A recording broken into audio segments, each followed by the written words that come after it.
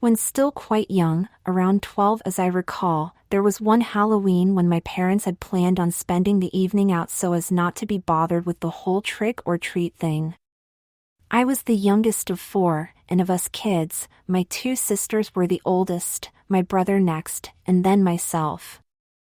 Oddly enough, my oldest sister and myself more closely had Mom's face and complexion, including fair skin and flame red hair, while my other sister and my brother had for the most part Dad's features, with dark hair and dark complexion.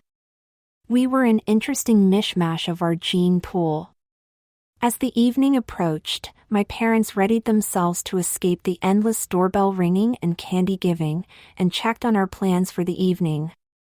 My two sisters were having their boyfriends over to help with the trick-or-treaters, and that was okay with Mom and Dad, as they knew them and trusted they would be gentlemen, and my brother was going out with his buddies to a movie.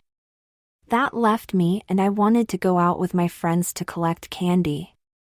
Mom agreed to everyone's plan, though she assigned me a curfew, and gave the task of putting together my costume to my sisters. Then Mom and Dad left. That was fine with me, because with my sisters having their boyfriends over, they wouldn't enforce the curfew. In fact, the longer I stayed out, the better they would like it. Next was the problem of a costume. We never had store-bought costumes, but our outfits were always very creative. Especially when my sisters were in charge. This time though, they were a bit agitated that they had to spend valuable primping time on me, and took out their agitation by taking me to Mom's room and began by selecting some underwear for me to put on. I complained, but they said they had no time to argue, and if I wanted to go out, I would do as they said. I harumphed a bit, but finally, I did as they said and pulled on Mom's all-in-one open bottom girdle with garters, and the frilly panties that were my sister J's idea and contribution. A drawback for me, or plus, depending on your point of view, was that I was right about Mom's height and measurements. Considering she was the shortest member of the family, and I was a bit pudgy, with baby fat breasts that caused me great embarrassment when swimming or doing anything that required me to be topless. It was really so bad that I avoided these types of activities, and one time, when home alone, I had tried on one of Mom's bras, and not only did it fit, but I nearly filled the C-cup, just as I did this evening. Then they came back into the room and helped with everything else. There was Mom's lacy white full slip, and a pair of beige stockings that were expertly clipped to my garters. Next came a pair of black low-heel pumps, which, by the way, gave me very shapely legs, a string of faux pearls, some clip-on earrings, and a very nice light blue sheath-type dress.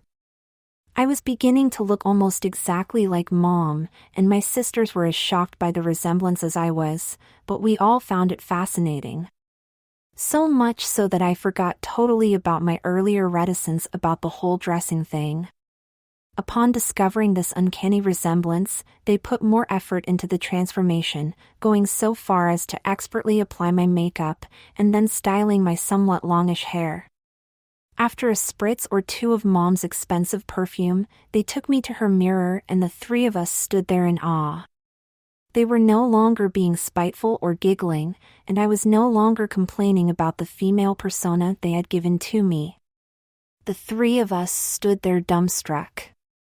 There were my two sisters flanking a younger, though not terribly so, as the makeup and hairstyles seemed to have aged me to near 16 or 17 years at a guess, version of our mother. All three with mouths open, but no one saying anything. Of course, I filled out Mom's corset very effectively, and it in turn shaped my baby fat body into the feminine form that held us riveted to the mirror. It was almost magical, and it was some moments before they agreed it was a done deal, and scooted me off downstairs with Mom's light pink sweater to finish off the costume. They gave me a quick once-over, and showed me how to smooth my dress as I sat if that became necessary, then handed me a bag and scooted me out the door so they could freshen up for their boyfriend's impending arrival. Well, I stood on the porch in the fading light of day considering my new self, and, to my surprise, feeling quite flush about the whole adventure. I loved the way all the silky underwear slid on my smooth skin as I walked, and even began to relish the tightness of the corset. It was all so new to me and yet so enthralling. I liked being dressed. As I left the porch and stepped rather demurely onto the sidewalk, I was still getting used to heels.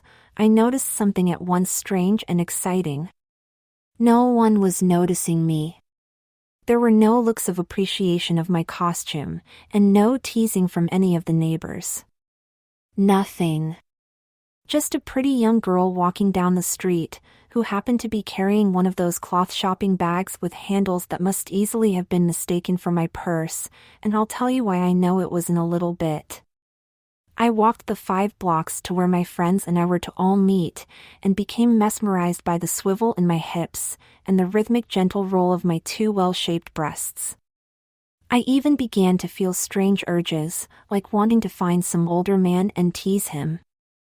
I knew of sex but not about it. I mean, I knew it existed and was supposed to be pleasurable. And I suppose I might even have known a little of the mechanics of it. A rather unromantic description, I know, but the best way I can describe my grasp of the subject at the time. But I had no experience beyond looking up a girl's dress when I had the chance. Now I didn't have to though, did I? I knew what secrets they hid because I was hiding the very same secrets myself. Without realizing how dangerous a game the teasing could have been, and I surely could have made that happen, as I received several honks and whistles as I strolled to my rendezvous with my friends. The danger passed for the moment as I came upon the group of costumed clowns, pirates, spacemen and Napoleon solos who were my trick-or-treating partners. No one recognized me and I was forced to explain myself to boys who knew me well, and still I drew open-mouthed stares. It was a few moments before they accepted that fact that it was me, and then they started lifting my dress and laughing and oohing and eyeing until, just like a girl, I pulled my dress down and told them to stop. They laughed it off, as did I, though I was a bit embarrassed that they had all seen my slip and even my panties, but I couldn't let them know this. It would only cause further teasing. After some boyish bonding and a brief discussion of our trick-or-treat plan of attack, which was in essence, the routes we would take to obtain the most and best candy, we set off in a direction even further from our own neighborhood than I had already walked. Like I said, though, I was enjoying all these new sensations, and didn't mind the extra walking. In fact, I was getting quite nimble in my heels. Well, here's the part where I explain the reason I know people thought my trick-or-treat bag was a pocketbook. At the majority of houses we visited, all my friends were offered candy while I often had the door closed in my face. At first I didn't understand this hurtful behavior, and I was too shy to knock on the doors again, so I just walked away, stunned and hurt. I kept trying, and to be honest, I did get some candy because I started getting in front of the boys. Yes, I noticed I referred to my friends as the boys too, and so was first in line to receive the goodies. Sometimes the candy came with strange looks which I didn't understand either, but at least I was getting candy. Finally, it was all made clear to me when a little old lady gave candy to the boys. Then instead of offering me candy, she said how sweet I was to take the younger kids around trick-or-treating. You know, young lady, it's very nice of you to help out your mother with the younger kids. Are they all your brothers? She asked, probably grateful for the chance at adult conversation after the string of cute children and mischievous boys she must have had. I decided to play my part. Oh dear me, no ma'am. Just the one boy dressed like the clown. The rest are his friends, but I told their mothers that since I had to watch Tommy, I would watch them as well if they wanted me to. They were grateful for the break, I said, ending with a smile. I was enjoying this deception more than the collecting of free candy. That's nice. Mothers can use all the help they can get, especially today, what with all the trouble youngsters seem to be getting into. God knows what it will be like when you're ready to have kids. she offered, raising her eyes to the sky as if whispering a prayer for my future motherhood. On another day, I might have joined my friends in teasing and taunting this little old lady, but tonight, I liked her, and I liked her thinking me a future young mother. It was weird. Even to me. I noticed my friends moving on to the second house away from where I stood, and thought I'd better end this and catch up. Well, better catch up to the little troublemakers before they get too far ahead. It was nice talking to you, I said, showing my devotion to my responsibilities and bringing an end to the conversation at the same time, but it had an unexpected side effect as well. "What's your name, young lady?" the lady asked as I started to turn away. I turned back to her and said the first girl name that came into my head. "Sylvia, ma'am," I said, still playing the game. "Well, Sylvia, I have been looking for a young lady to help out around the house on Saturdays with cleaning and such, and you seem very responsible. I would pay $5 an hour for probably 3 or 4 hours on Saturdays." That, by the way, was a fortune back in the early 60s. "Would you be interested?" she asked. I was flabbergasted. I quickly calculated in my head, and all I saw was $15 or even $20 for a few hours' work, and answered without thinking. "Yes, ma'am." "I would," I said excitedly. "Good. Come see me next Saturday morning, and we'll talk," she said, grasping my hand softly, then retreating inside and closing the door. I didn't even think about the implications of her hiring Sylvia at first. The very first thing I thought of was how soft her skin was to the touch, even at her age. And how gentle it was. More like someone wrapping your hand with a big cotton ball than holding it in their hand. How wonderful it must be to be a woman all the time and have such silky soft skin. And wear such soft and pretty underthings all the time, I thought. Then I remembered my friends and wanted to tell them what happened, but looking down the street, they were nowhere to be seen. They had left me, and I was probably near 15 blocks from home. Oh boy. I wasn't really worried, though it was completely dark now, and I seemed to have lost my interest in trick or treating anyway. I had fallen deeper and deeper into the Sylvia persona my sisters had created, and as I walked slowly toward home, the only thing I thought about was how I could lay claim to that nice little old lady's offer of a Saturday job. There was still the occasional trick or treater, but they became fewer and farther between as I meandered on my way, often turning down streets I had not been on before just so I could extend my walk a bit more. The remainder of my stroll through the night as Sylvia was practically uneventful, except I was maybe 8 blocks from home now when I saw a group of teenage boys, probably around my brother's age, coming toward me on the same sidewalk. They weren't particularly menacing or anything like that, but it did appear they were a little tipsy.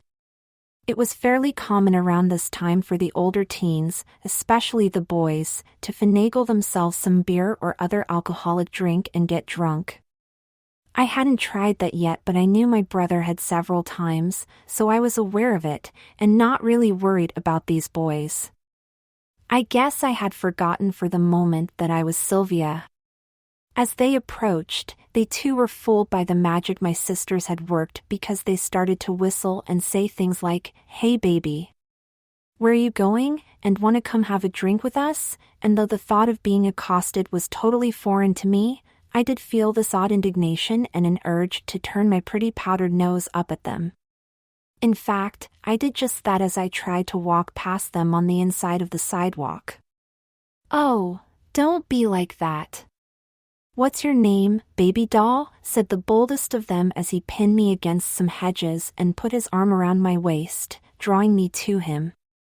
"None of your business, now let go of me," I demanded as his other arm came around my waist as well, and he pulled me very close to him, to the point where my pointy breasts were pressed against his chest, and his face was inches from mine.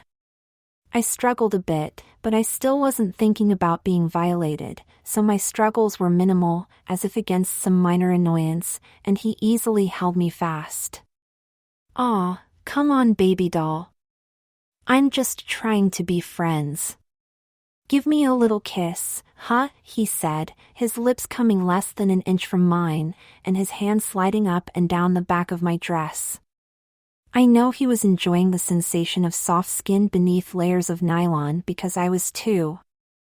I wasn't aware that he had worked my dress and slip up my thighs slowly till I felt the coolness of the October night air on my thighs above the stocking tops, and realized his hands were cupping my prettily pantied bottom while his fingers played with the lace ruffles. I was mortified, and now started to be scared. All at once, I was aware of everything. This boy who had me exposed and trapped. His friends who watched hungrily, but silently. The empty darkness of the street. Everything. I was totally incapable of reaction. My mind was outside my body, and it too was watching in silence. I saw myself groped and pinched, cupped and caressed, and one of the silent watchers even approached to feel my breasts. I was frightened but actually enjoyed my predicament as much as they did. That was part of what frightened me so much, I guess. I know I liked the feel of hands all over me, and even to a point, the sensation of helplessness. It never occurred to me to tell them I was a boy. I'm sure I wasn't even thinking like one at the moment. There was no repulsion at being groped by other boys, only at being groped. And even that wasn't really repulsion. Had it been just one boy, I might not have been feeling the mixture of embarrassed pleasure and helpless fear that I was feeling. Only embarrassed pleasure, but as it was, there were just too many boys trying to get at me. I started to tremble a bit, and the boy holding me tightly became less rough, even gentle. "Hey. We're just playing, baby doll. Don't be frightened," he said softly, trying to calm me. "Back off," he said to the other boys, who had witnessed the exchange and had already begun to do so. I guess in fear that I might scream or something. They weren't really a gang or anything. Just a group of teenage boys who were a little drunk and very afraid of getting into trouble. My dress was allowed to fall back down into place, though my slip was still bunched up around my bottom, and the boy holding me relaxed his grip. I was still nervous but no longer to the point where I was trembling, and he smiled sweetly at me. "See. I wouldn't hurt a pretty little thing like you," he said, trying to show me he was not a hoodlum. "I just want to be friends. Now why don't you give me a kiss and tell me your name?" "I'm Bill," he offered, hoping telling me his name would induce me to tell him mine. "No. I don't want to give you a kiss." "You're mean," I pouted. I didn't mind the idea of giving him a kiss, but already I was learning to play the game. "Aw, I'm sorry. I'll behave myself. Just one little kiss, please," he begged teasingly. "Then will you let go of me?" I asked, stringing him on just a little. "I promise. One little kiss, and your name, and I'll let you go," he swore with his hand in the air like a Cub Scout. What could I do? I kissed him. I tried to kiss his cheek, but he was too fast and shifted, so my lips met his perfectly, and he again strengthened his grasp while he pushed his tongue past my lips and into my mouth. I struggled a bit, but only in surprise. As his tongue roamed in my mouth freely, I realized I was enjoying this, and gave myself to it. His friends had strayed a few more steps away, but I was aware that they watched with smiles of approval. Their friend Billy had scored as far as they were concerned. And he had scored with the girl in the lacy slip and panties. He was BMOC to them. After the kiss, which seemed to last 5 or 6 minutes, and maybe it did for that matter, Bill again asked my name, and all I could think to say was the name I had given the old lady. Sylvia. I whispered with my head down. I was just a little embarrassed by my surrender. That's a pretty name. Can I see you again, Sylvia? A movie maybe? He asked, seriously wanting to see me again, but not really me. He wanted to see Sylvia. This was getting more and more complicated. Even more so because I would have liked to see him again. Without all his buddies. I'm going to be in this neighborhood next Saturday, I said to him with a shy smile, and I gave him the little old lady's address, and explained I would be helping her that day, though I had no idea how I was going to work this out. He grinned broadly and promised he would wait all day on her steps if need be. Then I became playfully stern with him and told him to turn around and stand between his friends and me so I could fix my slip. This he did, but I caught him peeking while my dress was once again raised, though I continued my adjustment anyway, and pretended to be cross with him. Now you stop it, or I won't go to the movies with you, I said petulantly. Okay. Okay, he said, laughing a little at my distress and happy that I had accepted his movie invitation by default, as it were. All right. You can turn around now, I said after lowering my dress back into place, which he did just as I turned to leave, but he gently caught my arm and turned me back to him, and before I knew what he was up to, he stole another of my kisses.